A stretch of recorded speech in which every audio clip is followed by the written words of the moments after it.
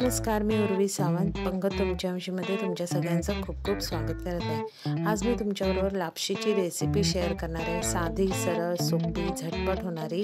तर चला सुरुवात करूया।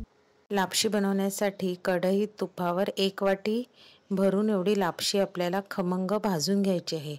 इथे लापशी भाजत असताना गॅस आपल्याला बारीक ठेवायचा आहे आणि मंद गॅसवर आपल्याला लापशी खरपूस भाजायची आहे। लापशी आपण खरपूस भाजली की ती शिजायला आपल्याला जास्त वेळ लागत नाही।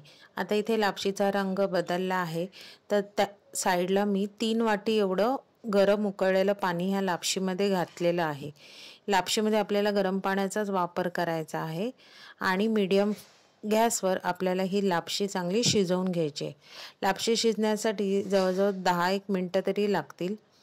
आता इथे मी पाव चमचा एवढं मीठ घातलं आहे आणि मंद गॅसवर आपल्याला ही लापशी चांगली शिजू द्यायची आहे। आता आपण इथे लापशी खरपूस भाजल्यामुळे शिजायला जास्त वेळ लागणार नाही। आता लापशी शिजेपर्यंत एका मिक्सरच्या भांड्यात मी अर्धी वाटी एवढं खिसलेलं खोबरं, अर्धा चमचा जिरं आणि हळद घालून आपल्याला मिक्सरला फिरवून त्याचं दूध काढायचं आहे, म्हणजे नारळाच्या दुधाचा आपल्याला वापर करायचा आहे। आता इथे तुम्ही बघू शकता एक 8 ते 10 मिनिटांनंतर आपली लापशी चांगली शिजलेली आहे आणि फुलून एकदम मोठी झालेली आहे।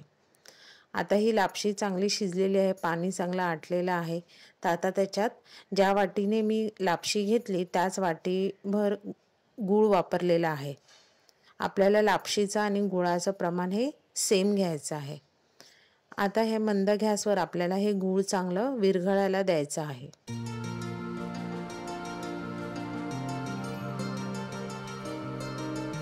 आता एक 5 ते 7 मिनिटांनंतर आपल्याला इथे दिसेल की आपलं गूळ चांगलं विरघळलेलं आहे, लापशीत चांगलं एकजीव झालेलं आहे। आता त्याच्यातच मी वेलची, जायफळची पूड ॲड करून ती लापशी व्यवस्थित ढवळून घ्यायची आहे।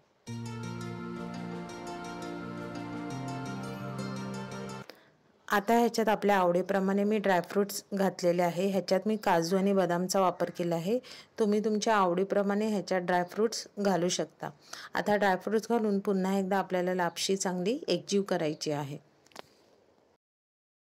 ह्याच्यात आपण काढलेलं नारळाचं दूध ॲड करायचं आहे। हे दूध ॲड करताना आपली लापशी पूर्णपणे शिजलेली असली पाहिजे। अगदी आपण गॅस बंद करणार त्या स्टेजला आपल्याला हे दूध घालायचं आहे। दूध घातल्यावर जरी ही लापशी तुम्हाला पातळ दिसली तरी एक थोड्या वेळाने थंड झाली की लापशी आपोआप घट्ट होणार आहे। जर तुम्हाला ही स्टेप करायची नसेल तर तुम्ही स्किपही करू शकता, पण नारळाचं दूध वापरल्यामुळे लापशीला एक वेगळ्या प्रकारची चकाकी आणि चवसुद्धा येते। लापशी बनवण्याची प्रत्येकाची ही वेगवेगळी पद्धत असते। कोणी त्याच्यात किसलेलं खोबरं घालतं, कोणी शेंगदाणे घालतं। तर मग तुम्ही येत्या श्रावणी सोमवारी ही माझी लापशीची रेसिपी नक्की करून बघा। रेसिपी तुम्हाला आवडली तर रेसिपीला लाईक करा, शेअर करा।